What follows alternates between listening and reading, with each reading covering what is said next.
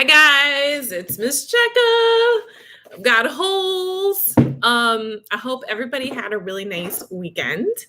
I'm kind of excited for this part of the book. So I believe that we are on chapter 23, which is on page 101. Okay. So chapter 23. 110 years ago, Green Lake was the largest lake in Texas. It was full of clear, cool water, and it sparkled like a giant emerald in the sun. It was especially beautiful in the spring when the peach trees, which lined the shore, blossomed with pink and rose-colored blossoms. There was always a town picnic on the 4th of July. They'd play games, dance, sing, and swim in the lake to keep cool. Prizes were awarded for the best peach pie and peach jam. A special prize was given every year to Miss Catherine Barlow for her fabulous spiced peaches. No one else even tried to make spiced peaches because they knew none would be as delicious as hers.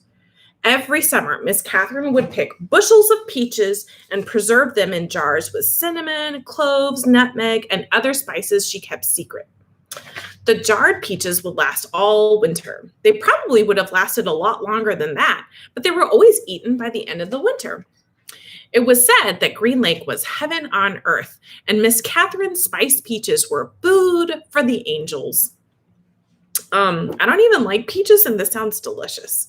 I see Tess. Hi, Tess.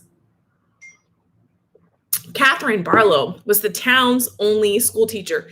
Yes, a teacher. Okay. This is going to be my favorite character. She taught in a one-room schoolhouse. It was old even then. The roof leaked. The windows wouldn't open. The door hung crooked on its bent hinges. I sympathize with you, Miss Barlow. She was a wonderful teacher, full of knowledge and full of life. The children loved her. She taught classes in the evenings for adults, and many of the adults loved her as well. She was very pretty. Her classes were often full of young men who were a lot more interested in the teacher than they were in getting an education. But all they ever got was an education. One such young man was Trout Walker. His real name was Charles Walker, but everyone called him Trout because his 2 feet smelled like a couple of dead fish. This wasn't entirely Trout's fault. He had incurable foot fungus. In fact, it was the same foot fungus that 110 years later would afflict the famous baseball player Clyde Livingston.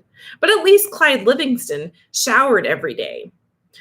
I take a bath every Sunday morning, Trout would brag, whether I need to or not. Oh, that's so gross. He only takes a bath 1 time a week. Most everyone in the town of Green Lake expected Miss Catherine to marry Trout Walker. He was the son of the richest man in the county. His family owned most of the peach trees and all of the land on the east side of the lake. Trout often showed up at night school, but never paid attention. He talked in class and was disrespectful of the students around him. He was loud and stupid.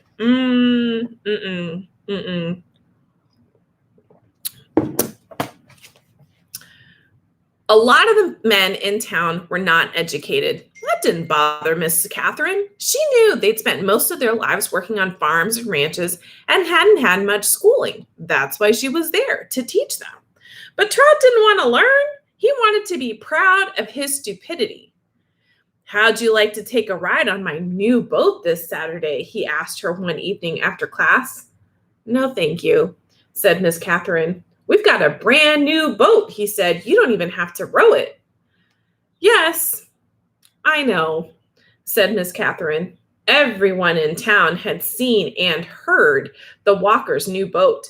It made a horrible loud noise and spewed ugly black smoke over the beautiful lake.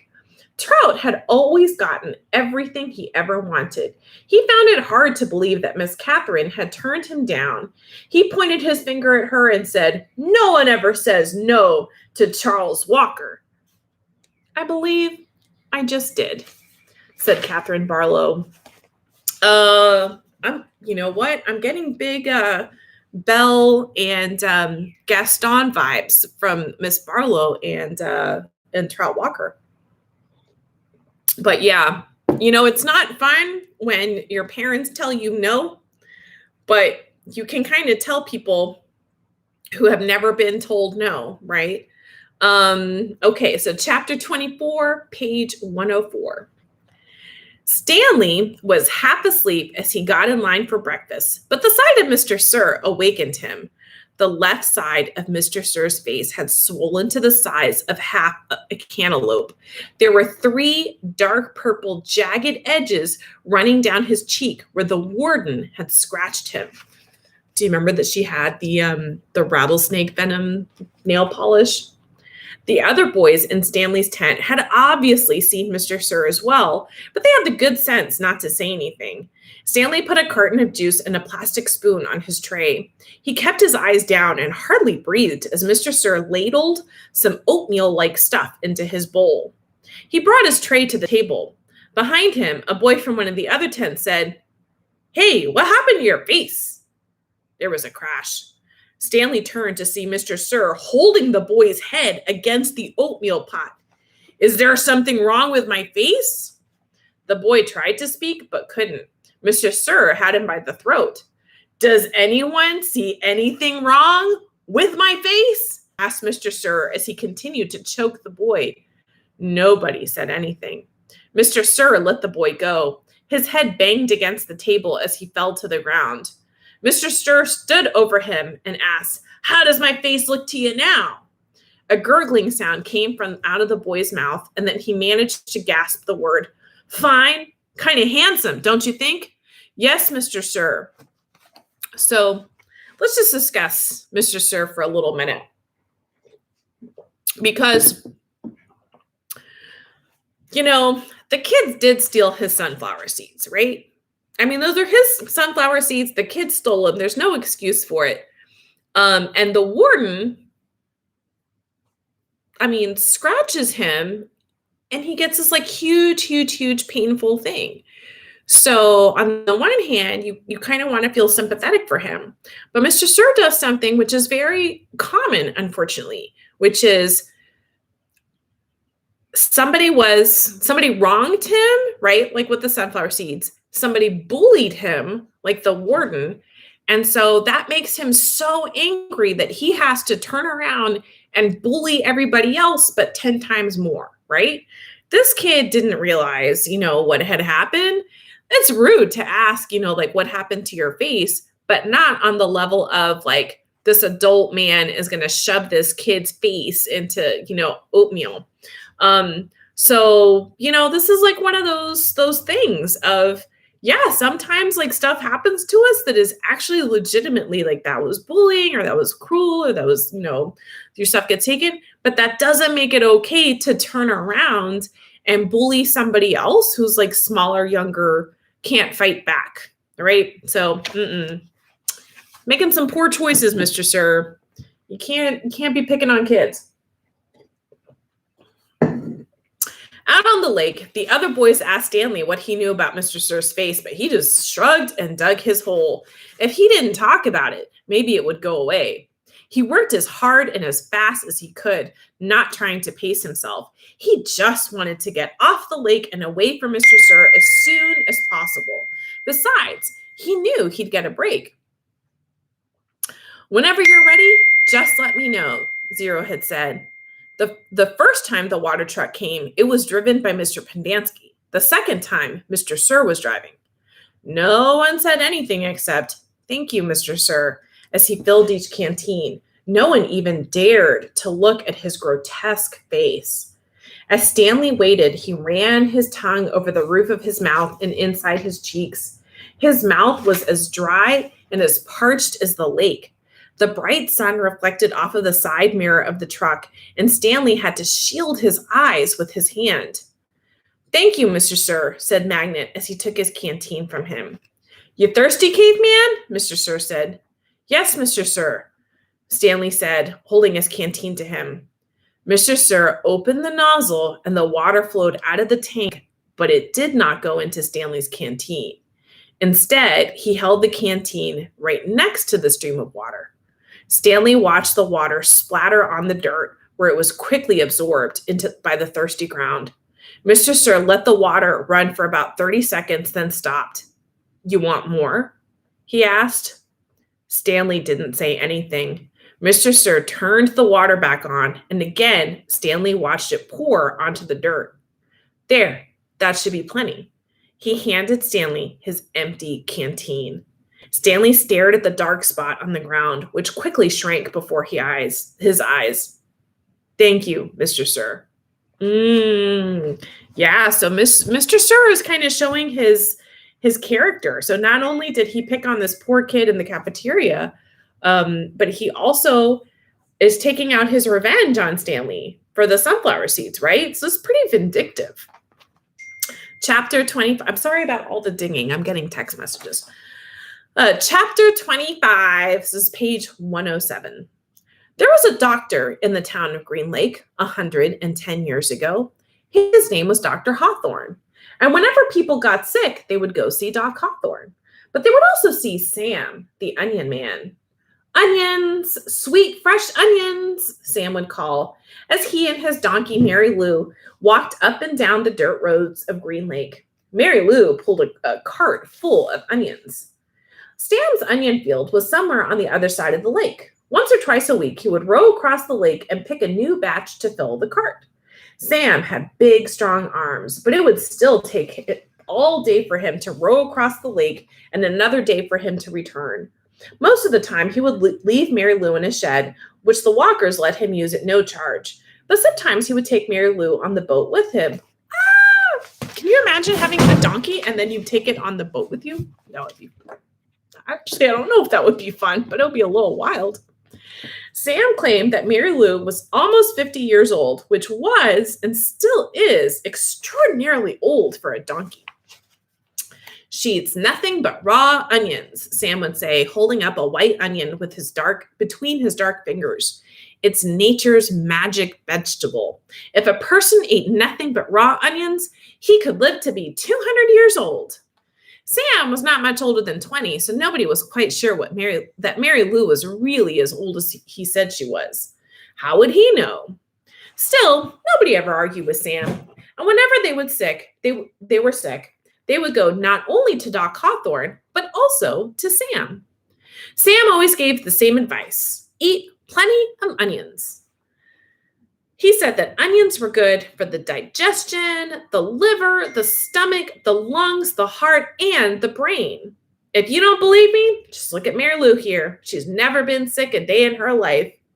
He also had made different ointments, lotions, syrups, and paste, all made out of onion juice and different parts of the onion plant. This one cured asthma. That one was for warts and pimples. Another was a remedy for arthritis. He even had a special ointment which he claimed would cure baldness. Just rub it on your husband's head every night when he's sleeping, Mrs. Collingwood, and soon his hair will be as thick and as long as Mary Lou's tail. Can you imagine how smelly these things are? Like, would you use an onion lotion? I don't know. Doc Hawthorne did not resent Sam. The folks of Green Lake were afraid to take chances. They would get regular medicine from Doc Hawthorne and onion concoctions from Sam. And after they got over their illness, no one could be sure, not even Doc Hawthorne, which of the two treatments had done the trick. Doc Hawthorne was almost completely bald, and in the morning, his head often smelled like onions. Whenever Catherine Barlow bought onions, she always brought an extra one or two and would let Mary Lou eat them out of her hand. Is something wrong? Sam asked her one day as she was feeding Mary Lou. You seem distracted. Oh, just the weather, said Miss Catherine. It looks like rain clouds moving in. Me and Mary Lou, we like the rain, said Sam. Oh, I like it fine, said Miss Catherine as she rubbed the donkey's rough hair on top of its head. It's just the roof leaks in the schoolhouse. I can fix that, said Sam. What are you going to do? Catherine joked. Fill the holes with onion paste? Sam laughed. I'm good with my hands, he told her. I built my own boat. If it leaked, I'd be in big trouble. Catherine couldn't help but notice his strong, firm hands. They made a deal. He agreed to fix the leaky roof in exchange for 6 jars of spiced peaches. It took Sam a week to fix the roof. because he could only work in the afternoons after school let out and before classes began. Sam wasn't allowed to attend classes because he was a Negro, but they let him fix the building. And just as a note, I'm going to read that word because they're talking about like 1910 when people use that word, but that is not a word that we would use to refer to a Black person today. All right. It used to be. In fact, there's a very famous organization called the NAACP, and that's what the N stands for. But we don't refer to Black people with that word now. Okay. Miss Catherine usually stayed in the schoolhouse grading papers and such, while Sam worked on the roof. She enjoyed what little conversation they were able to have, shouting up and down to each other. She was surprised by his interest in poetry. Okay, English teacher me likes anybody who likes poetry. When he took a break, she would sometimes read a poem to him. On more than one occasion, she would start to read a poem by Poe or Longfellow, only to hear him finish it for her from memory. She was sad when the roof was finished. Is something wrong? He asked. No, you did a wonderful job, she said. It's just that the windows won't open. The children and I would enjoy a breeze now and then. I can fix that, said Sam. She gave him 2 more jars of peaches, and Sam fixed the windows. Okay, now I'm going to pause because Tessa's saying that someone next to her house uses donkeys to mow their lawns. That is very entertaining. I know people, there's actually in Massachusetts, there's a town, I think it's Lexington, where the town owns a herd of goats. And then the goats mow, like that's how the city mows green spaces. Wow. I wish my neighbor had donkeys. It was pretty fun.